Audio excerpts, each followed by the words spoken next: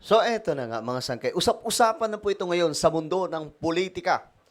Vice President Sara Duterte, magbabalik na nga ba sa Marcos administration?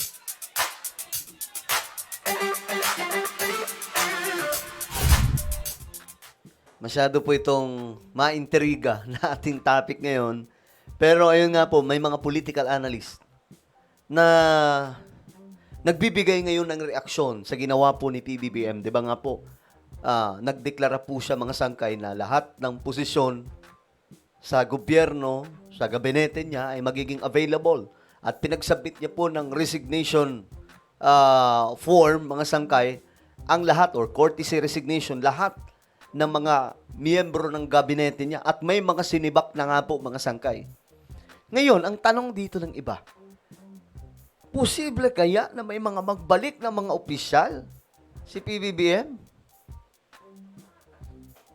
Well, sabi pa nga mga sangkay, never say never. Pwede mangyari. At isa po sa tanong dyan, si VP Sara nga ba? Pwede. Makabalik. Pag-usapan natin yan, mga sangkay, dahil may nagpahayag po ng impormasyon tungkol dyan. Anyway, bago tayo magsimula, pag-subscribe po muna yung ating YouTube channel. Tayo po ay 1.51 million subscribers na. Sa mga nanonood po ngayon na hindi pa po nakakapag-subscribe, ano pang hinihintay nyo, guys? Pasko? Hindi, guys, kasi alam nyo, kung gusto nyo makarinig ng mga real talk, mga sangkay, ng mga totoong impormasyon at hindi po sabaw, i-subscribe nyo po itong ating YouTube channel. Dahil dito, mga sangkay, pinag-uusapan po natin yung mga mahahalagang impormasyon na nangyayari sa Pilipinas at sa buong mundo. Alright? So, kung hindi ka po nakakapag-subscribe, makikita nyo po yung subscribe button sa baba ng video na to. I-click nyo po yung subscribe, i-click ang bell, at i-click nyo po yung all. Sa mga nanonood po sa Facebook, i-follow nyo po yung ating Facebook page. Ngayon, this is very, very interesting topic. Putting VP Duterte back to Marcos cabinet? Aba, mga sangkay, masyado po itong palaisipan. I'm sure, marami dito, mga sangkay, tataas ang kilay. Kasi may iba. Halimbawa, sa side ng mga Duterte, sasabihin nila, no, hindi na pwede. Tuloy ang laban, bakbakan mong bakbakan. Sa side naman ni PBBM, sasabihin naman po ng mga supporters ni Pangulong Marcos na no, hindi na pwede. After all, babalik, hindi na pwede. Ganyan. Pero alam nyo guys, ito lang, masasabi ko. Sa politika, wala pong forever. Sa kabilang banda, wala pong forever na kaibigan. Pero sa kabilang banda din, wala pong forever din na hate ang isa't isa. Alam nyo anong forever? Sa mga politiko, interest. Kung sa tingin nila, pwede nilang pakinabangan ng isang tao. Pwede nilang sakyan. Nagigets nyo ba ako, mga sangkay? I hope yung mga iba dyan, malalawak po ang isipan na nakakagets po sa ating pinag-uusapan ngayon. Alright? So ngayon, mga sangkay, eto na. Basahin po natin ito kasi masyado pong ma-intriga eh. Marcos may now be open to putting VP Duterte back to cabinet. Noon, sinasabi ko rin po ito, mga sangkay, what if mangyari na bago po yung 2028 election, bigla pong bumalik ang relasyon ni BBM at VP Sara? Di malaking pasabog to, mga sangkay. Diyos mio marimar. Diba? President Bongbong Marcos Jr.'s recent cabinet reshuffle could open the door for Vice President Sara Duterte to return to a key government post, a political commentator said. This came after the president subjected the cabinet's performance to a full review after the outcome of the 2025 midterm elections. In an interview on Morning Matters of One News, political commentator suggested that the president's apparent push for cabinet reorganization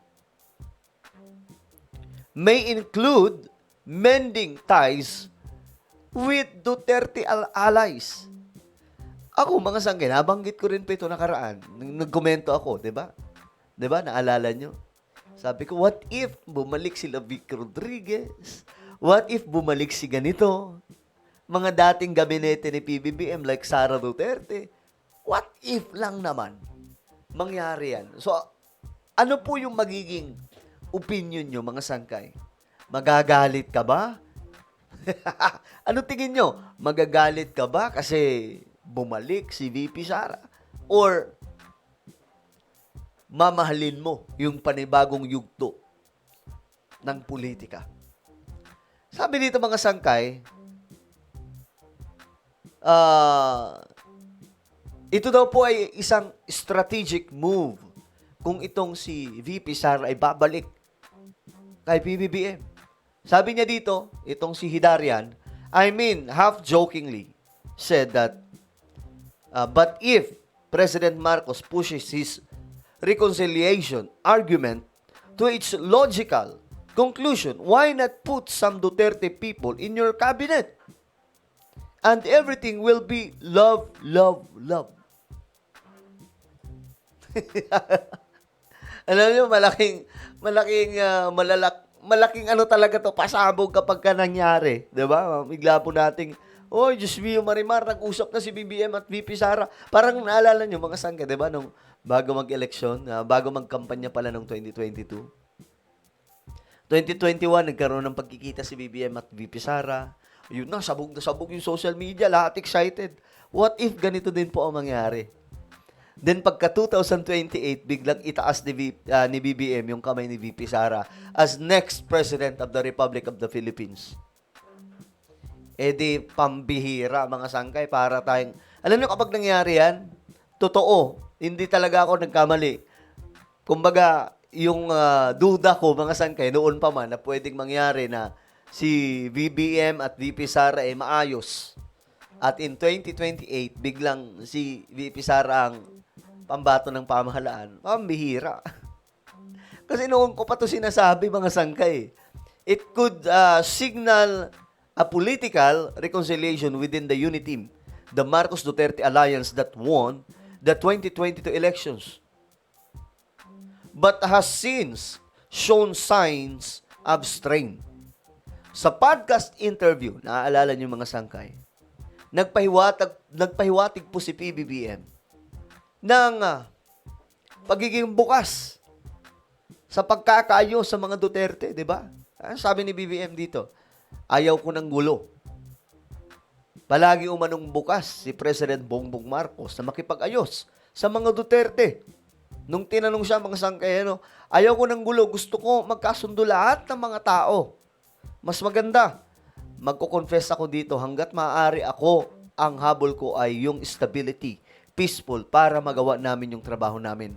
Kaya ako laging nga akong bukas sa ganyan, pakikipagkasundo. What if? What if lang naman? Ito yung tanong ko sa inyo ngayon. What if mangyari na itong si VP Sara Duterte bumalik kay PBBM, magkaroon po ng pagkakaayos? Ano po ang inyong opinion dyan? Magbasa tayo dito, mga sangkay. Ang bihira talaga itong politika sa ating bansa. Keeping your enemy closer is a basic strategy. Ito. Maybe a government agency that doesn't need confidential funds. Yung iba dito nangaasar lang talaga. Budol na naman yan. Ay, naku, Junior, wala nang tiwala sa iyo ang matitino at matatalinong Pilipino. President appoints his VP as president while vacationing in Hawaii. Ayaw na political analyst na uplok. Political strategy, it's a big no. Maybe because it's now sinking, cannot be no more hope beyond repair. No thanks daw because she wants... He's playing with fire. Pushing to ICC pwede, pero back to cabinet, no way.